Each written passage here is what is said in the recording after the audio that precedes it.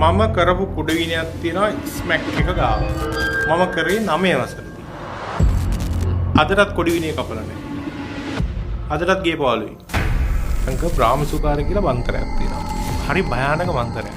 මම බය නැතුව කියන මට 108 අතේ තියලා මතුරලා ගිහලා දැම්මොත් සුන්නත් දූ විදියට. يعني ඒ තරම් එක මට අහනවා. ඇඳරි බන්දර පහක් දාපුවම වෙන්නේ අර ගේන গুপ্ত ආත්ම ටිකට හොයාගන්න බෑ කවුද කළේ මොනවාද කළේ මොකද්ද වෙලා තියෙන්නේ කොහෙටද යන්නේ එන ආත භූත නැති කරලා තමයි මං ගහන්නේ අර බ්ලැක් අවුට් කරනවා කියලා. ඔව් අනිවාර්යෙන් බ්ලැක් අවුට් කරලාම තමයි ගහන්නේ. භූමියකට කරපුවාම කරන්න ඕන හොඳම දේ තමයි පළවෙනියටම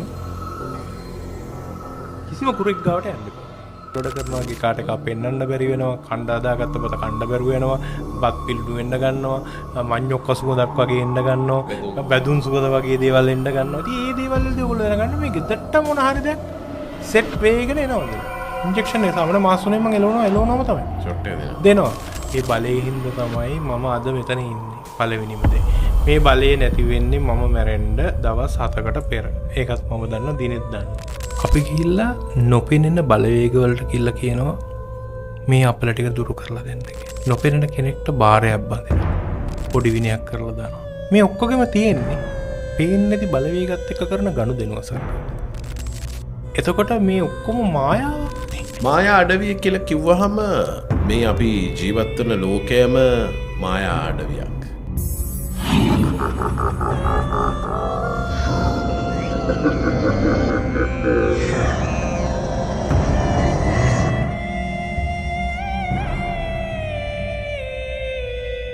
අදත් මායා අඩවිය. මායා අඩවිය කියලා කිව්වහම මේ අපි ජීවත් වෙන ලෝකයම මායා අඩවියක්.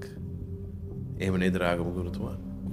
ඔය සංකල්ප කියන්නේ පෙනෙන නොපෙනෙන දේවල් එක්ක කරන ගනුදෙනුත් එක්ක තමයි ජීවිතය දුවන්නේ. දැන් හිතන්නකෝ මෙහෙම දෙයක්. අපි ගිහිල්ලා කියනවා අපිට අපලයි. අපි ගිහිල්ලා නොපෙනෙන බලවේග වලට කියලා කියනවා මේ අපල ටික දුරු කරලා දෙන්න කියලා. නැත්නම් කවුරු කෙනෙක් ගිහිල්ලා නොපෙනෙන කෙනෙක්ට බාරයක් බඳිනවා. තවත් විදියකින් අල්ලපු ගෙදර මිනිස්සයා මට කරදරයි කියලා පොල් ගෙඩියක් අරන් ගිහිල්ලා පොල් ගහනවා. තවත් විදියකින් කපු මහත්තෙක් කරේ ගුරෙක් කරේ ස්මාර්ට් ගුරෙක් කරේ කාව හරි අල්ලගෙන පොඩි විනයක් කරලා දානවා. මේ ඔක්කොගෙම තියෙන්නේ පේන්නේ නැති බලවේගات එක්ක කරන ගනුදෙනුව සංක. එතකොට මේ ඔක්කොම මායාවක් නේ. පේනවද? මීටරකින් දාලා කියන්න පුළුවන් හරි කොඩි විනේ ස්ප්‍රිට් එක 10%යි 15යි 20යි නෑ එහෙම එකක් නෑ. මතකද අයියනායක කවි පන්තිය දෙවියෙක් නැතත් මෙහි බලයක් තිබෙනු දැනේ. ඒ කියන්නේ අසංක මේ එක්තරා මෙහෙම දෙයක් තියෙනවා. දැන් අපි ඉස්සර ගල් වලට බැන්දනේ. ඒතර උනහම වදින්න එතනට යම්කිසි গুপ্ত ආත්ම ටිකක් එකතු වෙනවා. ඉතින් එතකොට මොකක්ද වෙන්නේ? දැන් මිනිකනත්තක් ගාවින් යද්දි බෙදුම් පුල්ටු කාලේ යන්න එපා කියනවා. ඇයි ඒ සුවඳට කටේ තියෙන සුවඳට ඒ අර අමනුෂ්‍ය බලවේග පස්සෙන් එනවා. ඒවා සමහර කෙනාට ඇඟට යනවා. ඔය බඩට ගියයින් පස්සේ. ඒව තමයි ඔය කියන්නේ මල පෙරේතිව වැහිලා යක්කු වැහිලා ඒ වගේ දේවල් කියන්නේ ඒකයි. අද මේ නීත්‍යානුකූලව කරන්න පුළුවන් නැද්ද කියලා මම දන්නේ නැති හින්දා මම අහන්නේ මේ නිදන් සම්බන්ධ වැඩ කරනවද ඔබතුමා? අසංක මම නිදන් ගැන කතා කරන්න මීට අවුරුදු එකහමාරකට දෙකකට විතර ඉස්සෙල්ලා. දැන් ගොඩක් නිදාගෙන ඉන්න අයත් නැගිටින්න ගන්නවා මේ කතාව කිව්වම. අසංක නිදහන් ගන්න බැරි කමක් නෙමෙයි තියෙන්නේ. නිත්‍යානුකූල අවසරයක් නෑ අපිට. ඒ කියන්නේ අපිට මේ රටේ තියෙන සියලුම පුරාවස්තු අයිති වෙන්නේ රජයට. ඒක නිසා අපිට ගන්න අයිතියක් නෑ. හැබැයි නිදන් ගන්න එක A to Z මම දන්නවා. හේතුව තමයි මම ඒ ගැන අධ්‍යයනය කරලා ඒ දේවල් කරලා තියෙනවා. හැබැයි ඕගොල්ලන්ගේ වත්තේ ඕගොල්ලන්ගේ ඉඩමේ කොහේ හරි මැණික් තියනවා කියලා මට කිව්වොත් මම ඇවිල්ලා ඒකට අදාළ දේවල් ටික කරලා ඒ මැණික් කරන් දෙන එක මම කරලා දෙනවා. ඒක මට හැකියාව තියෙනවා. ඒකටත් අවශ්‍යයි නේද? ඔව් අවසර තියෙන්න ඕනේ. ඒ නිත්‍යානුකූල අවසර දෙනවනේ අසංක. මැණික් හා ස්වර්ණාධිකාරියෙන් ඒවලට අවශ්‍ය පර්මිට් ටික ඒවා අරගෙන ඒවලට අදාළ දේවල් ටික ගත්තයින් පස්සේ ඒක ඇවිල්ලා මට අරන් දෙන එක සහ ඒක නිත්‍යානුකූල අවසරයක් තියෙනවා. මැණික් අනිත් එක මේ වෙනකොට අසංක කැනඩාවට ඩුබායි වලට මගෙන් මැණික් ඉල්ලනවා. දැන් මෝ යන වෙලාවලට මම අරන් යනවා. ඒක නිසා ඕගොල්ලන්ට ඒ විකුණා ගැනීම හැකියාවත් ඒට ඔද්දාල දේවල් ටිකක් ලබා දෙනවා. හැබැයි මේ සියලු දේවල්ට 120 කමිෂන්යක් මං ගන්නවා. ඒක තමයි මොකද හම්බෙන හැම කුට්ටියක්ම මට අදාළ නැහැ. ඒ මිනිස්සු මහන්සිලා ගන්න එකෙන් කමිෂන් එකක් විදිහට මම 120ක් අය කියන වැඩේට කලින් කෙලින්ම ගෙනවා 120ක් ගන්නවා. අනිවාර්යෙන්. වැඩේ කැමති නම් මරාගන්න නෑ. කැමති නම් වැඩේ කරමු නැත්නම් අතහැරලා දාලා නිකයි. ඉතින් ඒක නිසා සංක ඒ දේවල් තියෙන තැන හොයාලා ඒකට අදාළ දේවල් ටික කරලා ඒ වෙලාවෙම කැනීම් කරන්න පුළුවන් නම් කපලා ඒ ටික අරගෙන වැඩේ ඉවර කරලා දාන්න ඕනේ. ඒකේ හොඳම දේ තමයි ඕගොල්ලන්ගේ ඒතනට ආරක්ෂාවක් දෙන එක අනිවාර්යෙන් මම කරනවා. ඒ ආරක්ෂා කරලා ඒ සියලු දේවලුත් කරලා තැනත් පෙන්නලා තමයි වැඩේ පටන් ගන්න. දැන් අපි අහලා තියෙනවා මේ නීච කුල බන්ධන. එහෙම නැත්නම් රොඩි මේ ගුරුකම්. මේවා කියන්නේ අර නීච කුලෙන් කරපු අය නීච කුලෙන්ම කපන්න ඕනේ. එහෙම එකේ අපි අහලා තියෙනවානේ. කොහොම වුණත් අපි අහලා තියෙනවා මේවා ටිකක් මේ නීචයි කොට මේවා ටික ප්‍රබලයි කියලා. මේවා ටික බලවත් භයානක ගුරුකම් කියලා. මේවා ඇත්ත නැත්ත මොකද්ද? ඔබ දන්න විදියට මේ වගේ ගුරුකම් කෙනෙක්ට මේ කරන්නේ කොහොමද ඇත්තටම? අසංක රොඩි කුලේ කියලා කියන්නේ නැත්නම් නීච කුලේ කියලා කියන්නේ රොඩි. රොඩියෙක්ට කියලා කපා ගන්න ඕනේ කියලා කියනවා. ඔව් ඒකෙදි කියනවා ගෙරි ඔලුවක් කපන්න ඕනේ කියලා. ගෙරි ඔලුවක් කපලා තමයි ඒක අයින් කරන්නේ. ඒක දේව කුලෙන් කරන්න බෑ කියලා කියනවා. මොකද හේතුව තමයි පූල් වලින් කපන්න බෑ. හැබැයි මේ කතාව මම මේ වෙනකොට බින්ද දාලා ඉවරයි. මම අද ඉන්නේ මේ විතර අවුරුදු 25කට 30කට ඉස්සෙල්ලා මට අවුරුදු 10 12 මම ඔක ඉවර කරලා දැම්මේ. ඒකේ තව එකක් තියෙනවා සංක මේ දැන් පොඩ්ඩක් ඉන්නකෝ දැන් අවුරුදු 10යි 12යිදී කපලා ඉවර කරලා දැම්මා කිව්වහම මිනිස්සු හිතන්න පුළුවන් අපි අවුරුදු 12යිදී 10යිදී මොනවද කරේ? ඉතින් මම අවුරුදු 5 දී අසංක නෑ ඒක තමයි මම කියන්නේ. ඒ කියන්නේ දැන් මේකට වෙන ශක්තියෙන් උපයෝගී කරන්නේ අවුරුදු 10ක නිකන් තනි ළමෙක් ගණන් හදාගන්න බැරුව ඉන්න ළමෙක් ලිඳකින් වතුර එකක් ඇද ගන්න බැරි ළමෙක් අවුරුදු 10දී කරනවා වගේ නෙමෙයි. මේකට වෙන ශක්තියක් උපයෝගී කරගෙන නේද ඔබ කරන්නේ? ඔව් සංක කියන්නේ ඇත්තටම ඒක ගත්තොත් එහෙම මගේ පොඩි කාලේ ඉඳලා මට යම්කිසි බලයක් තිබ්බා. ඒ බලයේ හින්දා තමයි මම අද මෙතන ඉන්නේ. පළවෙනිම දේ. මේ බලය නැති වෙන්නේ මම මැරෙන්න දවස් 7කට පෙර. ඒකත් මම දන්නවා දිනෙත් දන්නවා. ඒකෙන් එහෙම ගැටලුවක් නැහැ මට. ඒක නිසා ගහන්න ඕනේ ටාගට් ටික ගහගෙන යනවා. කරන්න පුළුවන් දේවල් ටික කරගෙන යනවා. නිත්‍යානුකූල සියලු දේවල් කරනවා. අනිත්‍යානුකූල වැරදි වැඩ ඒ වගේ දේවල් සාමාන්‍යයෙන් ගත්තොත් එහෙම කොඩි වින බන්ධන හදුහුනිය හොඳට දන්නවා. සංක ඒවා කරන්න හේතු තියෙන්න ඕනේ. නිකන් ආවට ගියාට තරහකාරයට කරන දේවල් නෙමෙයි මේවා. දැන් හිතන්නකෝ කවුරු හරි කෙනෙක් බලෙන් ගෙදරක ඉන්නවා යන්නේ නැහැ. ඒ වගේ දේ. ඒ වගේ දේවල් වලට මාගාව තියෙනවා. ඉන්ජෙක්ෂන් එක සාමාන්‍ය මාස 3 මම එලවනවාම තමයි. ෂොට් එක දෙනවා. අසංක බ්‍රාහ්මිසුකාරය කියලා මන්ත්‍රයක් තියෙනවා. මොකද? බ්‍රාහ්මිසුකාරය කියන මන්ත්‍රේ හරි භයානක මන්ත්‍රයක්. හරි බයයි. මම බය නැතුව කියන මට 108 අතේ තියලා මතුරලා ගිහලා දැම්මොත් සුන්නත් දූවිලි යනවා. ඒ කියන්නේ ඒ තරම් ඒක මට අහනවා. එහෙම ආවට ගියට කරන්න බෑ. ගෙවල් ගිනි ගන්න තත්ත්වෙටම කරන්න පුළුවන් ඒක. එතකොට දැන් මේ නීච කුල බන්ධන කපන්න ගොඩක් අමාරුයි මේක ලේසි නෑ ඈ ඒ වගේ ඒවා කියනවනේ අපි අහලත් තියෙනවා. ඒකට හේතුව මොකක්ද? අසංක සමහරක් වෙලාවදී ඒක තමයි මම කිව්වේ දැන් ඔය ගුරුකම මම නම් ගුරුකමක් කරද්දී ඇන්තිරි බන්ධන 5ක් විතර දානවා අසංක. ඇන්තිරි බන්ධන 5ක් දාපුවම වෙන්නේ අර ගේන গুপ্ত ආත්ම ටිකට හොයාගන්න බෑ කවුද කළේ මොනවාද කළේ මොකද්ද වෙලා තියෙන්නේ කොහෙටද යන්නේ. ඒක නාත භූත නැති කරලා තමයි මම ගහන්නේ. අර බ්ලැක් අවුට් කරනවා කියලා. ඔව් අනිවාර්යෙන් බ්ලැක් අවුට් කරලාම තමයි ගහන්නේ. ඒ බ්ලැක් අවුට් කිරිල්ල තුල එයාත් අනාතයි. යන්න බෑ. කොහෙටවත් යන්න බෑ. ඒක මම අත්දැකීමෙන් කියන්නේ. මම කරපු කුඩවිනයක් තියෙනවා ස්මැක් එක ගාව. කඩවත ස්මැක් එක ගාව. මම කරේ 9 වසරදී. අදටත් කොඩිවිනේ කපලා නැහැ. අදටත් ගේ පාළුවේ. මගේ හිතවත් අයියා කෙනෙක් ගිල්ලීමට මම පොඩි වැඩක් කරලා දුන්නා. අදටත් කඩවත ස්පෙක් එක. මොකද අපේ ගේ ගාව ඉඳලා කිලෝමීටරයක් දෙකමාරක් ඇති එතනට. අදටත් ඒ ගේ පාළු වෙලා ගෙදර ඉන්න මිනිහෙක්ව ඉන්න බැරි වෙන්න මම දැනුවත් අසංක කොහොමද කොඩි වෙන නම් 50ක් විතර නම් කපලා ඇති ෂුවර් එකට. ඉතින් ඔබට හොඳ අත්දැකීමක් තියෙන ඒතකොට මේවා ගැන. දැන් මේ වගේ බන්ධනයකට ලක් වෙච්ච කෙනෙක්ට කොහොමද තමන් දැනගන්නේ තමන්ට මෙහෙම එකක් වෙලා තියෙන්නේ තමන්ට මේ බන්ධනයක් කරලා තියෙන්නේ කියලා දැනගන්න පුළුවන් ක්‍රම මොනවද ගුරුතුමා?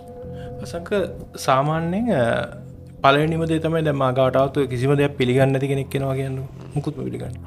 මං එනකොට කියන එයා ගෙදරින් දෙහි ගෙඩි ටිකක් කරගෙන. ගේ ගෙඩි 3-4ක් කරගෙන ඇට ටිකක් තියෙනවා. එයාටම කියනවා කපන්න කියලා. කපලා ගෙඩි 5ක් ගැට 5ක් 10ක් විතර එක පැත්තකටයි තව පැත්තකට පහක දාන්න කියලා. ඊට පස්සේ එයා ඉස්සරහා පිට මසංක මම මතුරුනවා එක. මතුරුලා දෙනවා ඉස්සලාම අර මතුරුව නැති එක එයා දන්නේ නැහැ දැන් එයාගේ කවුරු හරි කෙනෙක්ට කියනවා මේක ඉස්සලා දෙන්න කියලා. කන්න බෑ කියලා කියනවා. අර මතුරුව එක හොඳට කන්න පුළුවන්. ඒක තමයි ඒ විනේ තියෙන කෙනාට ඒක හොඳට කන්න පුළුවන්. විනේ නැති කෙනාට කන්න බෑ. ඒ දේවල් පුළුවන්. ඊළඟට අසංක මේ යම් කිසි කෙනෙක්ට ඇඟේ දෝෂයක් තියෙනවා කිව්වම දකුණු අත දෙන්න කියලා සාමාන්‍ය දකුණු අත දීලා මෙතන අල්ලනවා.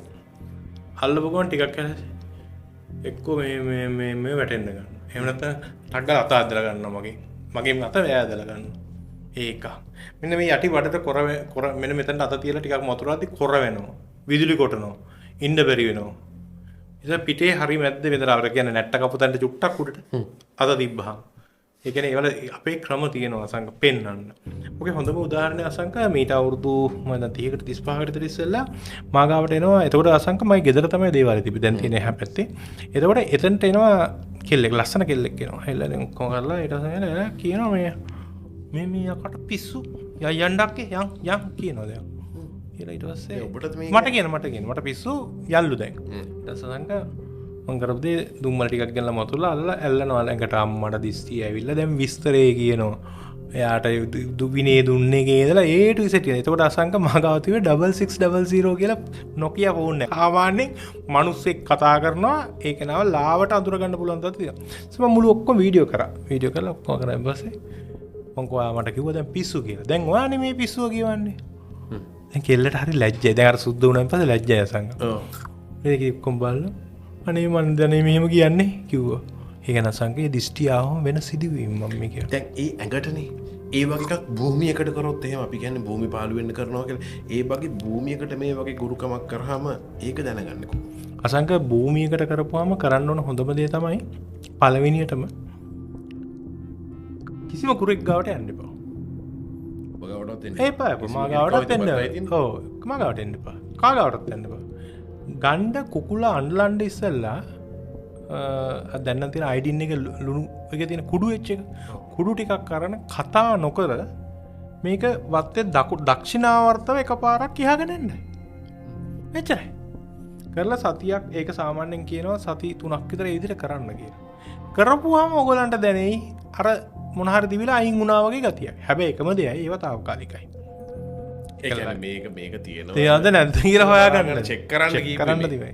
ඒකට හරි සරලව ටක් ගාලා පේනවා මෙන්න මෙහෙම දෙයක් තිබුණා දැන් නැති වෙලා කියලා. ඉතින් ඒකෙන් ඔයගලන්ට දැනගන්න පුළුවන් ගෙදර. ඊළඟ දේ තමයි බත් පිලුණු වෙනවා. කෑම පිලුණු වෙනවා. සත්තු වෙනවා.